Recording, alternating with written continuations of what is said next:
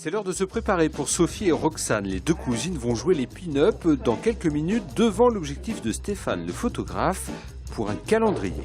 Le but du calendrier aussi à côté, c'est de rendre les femmes qu'on ne voit pas donc dans ces magazines ou à la télévision tout le temps, les mettre dans un calendrier, les mettre en valeur et qu'elles puissent aussi avoir une autre image d'elles-mêmes. Et la démarche a séduit les candidates au-delà de toute espérance.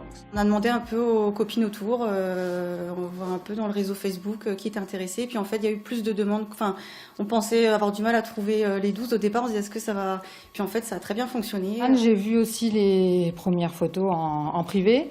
Voilà, donc la première impression était la bonne en fait. Et non, j'ai confiance dans son œil de photographe justement. Photographe pour le plaisir, Stéphane voulait donner du sens à ce travail et à sa passion.